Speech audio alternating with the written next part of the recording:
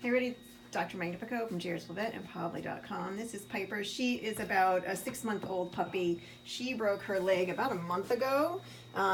She broke it with the kids playing on the couch, and she broke both the bones in the bottom part of her leg. So here's her knee, here is her ankle. She broke the tibia and the fibula.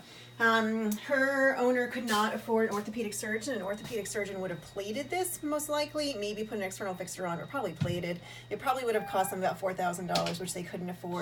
Here she is about a month after her break, so she's got a lot of bone that's being put down, and she is shoring up that fracture, which is exactly what we want to see. A couple things about her, repairing bones in broken puppies.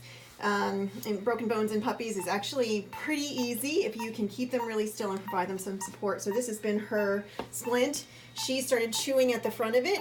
I always tell people that it sounds like a splint is going to be easier. In most cases, it's not easier. It means 8 weeks of being on very strict cage rest. It also means that you have to manage these bandages. It has to be kept clean and dry, and you are going to get pressure sores because they're moving around even though you're trying to keep them quiet. So we have to re-splint her, which we do about every week or two. She comes in for a recheck. We take an x-ray about every 2 weeks.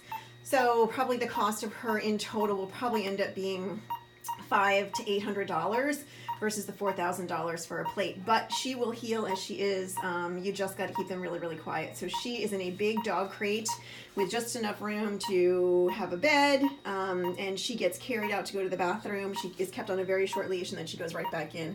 The toughest part about these guys is managing all their extra energy. So the kids have done a really good job of keeping her in a crate, sort of playing in the crate. She gets busy balls to keep herself quiet, and then she comes in. She is sedated right now because we couldn't do all of this without her being sedated. So she comes in about every week or two, and we sedate her, change her bandage, redo her splint. So I got to put a new splint on. And then if your dog is chewing at them, big important point, if your dog is chewing at it or trying to get to it, they are trying to tell you something. Don't just ignore them. Under her bandage, she had this really red area. It's been rubbing on her leg and really bothering her. And the only way she could tell her mom was to chew on the front of the splint. So we're going to replace that now. But it means seeing your vet about every week or two, or anytime the toes become swollen, the bandage becomes wet, or you notice anything else going on with them.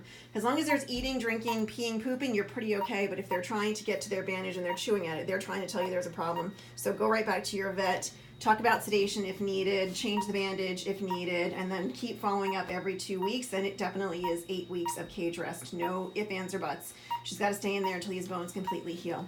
If you have any questions about fractures, especially in puppies or kittens, you can find me here at Vet or Probably.com. Take care and wish little Piper luck.